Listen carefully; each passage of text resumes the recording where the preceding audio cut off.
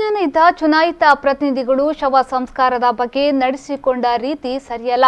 ವಿಶೇಷ ಸಂದರ್ಭಗಳಲ್ಲಿ ಯಾವ ಆಸ್ಪತ್ರೆಯಲ್ಲಿ ಸಾವು ಸಂಭವಿಸುತ್ತಿದೆಯೋ ಆ ಆಸ್ಪತ್ರೆಯ ಹತ್ತಿರದಲ್ಲಿರುವ ಚಿತಾಗಾರದಲ್ಲಿ ಶವ ಸಂಸ್ಕಾರ ನಡೆಸಬೇಕು.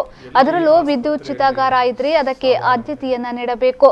ಚುನಾಯಿತ ಪ್ರತಿನಿಧಿಗಳ ಪ್ರಭಾವಕ್ಕೆ ಮಣಿದು ಪಾರ್ಥಿವ ಶರೀರಕ್ಕೆ ಅವಮಾನ ಮಾಡುವುದು ಸರಿಯಲ್ಲ ಎಂದು ಮಾಜಿ ಸಚಿವ ಬಿ ರಮಾನಾಥ ರೈ ತೀವ್ರ ಆಘಾತ ವ್ಯಕ್ತಪಡಿಸಿದ್ದಾರೆ.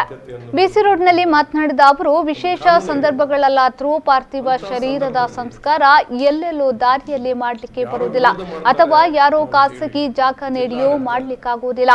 ಅದಕ್ಕೆ ಅದರತೆಯಾದ ರೀತಿ ನಿಯಮ ಕಾನೂನುಗಳಿರ್ತವೆ. ಈ ಎಲ್ಲ ನಿಯಮಗಳನ್ನ ಜಾರಿಗೆ ತರುವಂತದ್ದು ಜಿಲ್ಲಾಡಳಿತ. ಇದಕ್ಕೆ ಯಾರದೇ ಕಟ್ಟಪ್ಪಣೆ ಬೇಕಾಗಿಲ್ಲ. ಜಿಲ್ಲಾಡಳಿತಕ್ಕೆ ಕಾನೂನಿನ ತಿಳುವಳಿಕೆ ಇರ್ತದೆ. ಅದಕ್ಕೆ ಯಾವುದೇ ವ್ಯಕ್ತಿಗಳು ಮಧ್ಯಪ್ರವೇಶ ಮಾಡುವ ಅಗತ್ಯವಿರುವುದಿಲ್ಲ.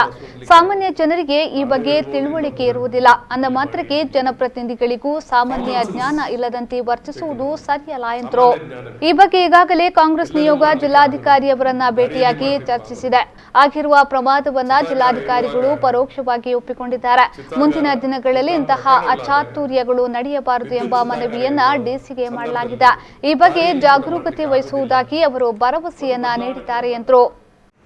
ಎಲ್ಲಿ ಆಸ್ಪತ್ರೆಯಲ್ಲಿ ಸಾವಾಗುತ್ತೆ ಅದರ ಹತ್ತಿರದ ಕ್ರಿಮೇಷನ್ ಸೆಂಟರ್ ಶವಾಗಾರದಲ್ಲಿ ಅದನ್ನು ಸುಡಬೇಕು ಅಂತೇಳಿ, ಅದು ಕೂಡ ವಿದ್ಯುತ್ ಚಿತಾಗಾರ ಇದ್ದರೆ ಅದಕ್ಕೆ ಆದ್ಯತೆಯನ್ನು ಕೊಡಬೇಕು ಅಂತ ಒಂದು ಕಾನೂನೇ ಇದೆ. ಅಂಥ ಸಂದರ್ಭದಲ್ಲಿ ಯಾರೋ ವಿರೋಧ ಮಾಡ್ತಾರೆ ಅಂತೇಳಿ ಜಿಲ್ಲಾಡಳಿತ ಹತ್ತಿರದ ಚಿತಾಗಾರವನ್ನು ಉಪಯೋಗ ಮಾಡದೆ ಅದನ್ನು ಬದಲಾಯಿಸಿ ಚುನಾಯಿತ ಜನಪದ ಒತ್ತಡದಿಂದ ಬದಲಾಯಿಸಿರ್ತಕ್ಕಂಥದ್ದು ಜಿಲ್ಲಾಡಳಿತ ಮಾಡಿರ್ತಕ್ಕ ತಪ್ಪು. ಬಹುಶಃ ಎಲ್ಲೆಲ್ಲೋ ದಾರಿಯಲ್ಲಿ ಅದನ್ನು ಸುಡಲಿಕ್ಕೆ ಆಗೋದಿಲ್ಲ. ನಾನು ಹೇಳ್ಬೋದು, ಇನ್ನೊಬ್ಬರು ಹೇಳ್ಬೋದು, ಅಲ್ಲಿ ಮಾಡಿ ಇಲ್ಲಿ ಮಾಡಿ ಅಂತ. ಕಾಮನ್ ಸೆನ್ಸ್ ಬೇಕು ನಮಗೆ, ಸಾಮಾನ್ಯ ಜ್ಞಾನವೇ.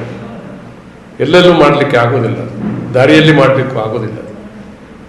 ಚಿತಾಗಾರ ಇರುವಾಗ ಚಿತಾಗಾರ ಇಂತಹ ಪ್ರಕರಣಗಳಾದಾಗ ವಿದ್ಯುತ್ ಚಿತಾಗಾರ ಇರುವ ಸಂದರ್ಭದಲ್ಲಿ ದಾರಿಯಲ್ಲಿ ಕೂಡ ಮಾಡಲಿಕ್ಕೆ ಆಗೋದಿಲ್ಲ ಮತ್ತು ಬದಲಾವಣೆ ಕೂಡ ಮಾಡಲಿಕ್ಕೆ ಆಗೋದಿಲ್ಲ.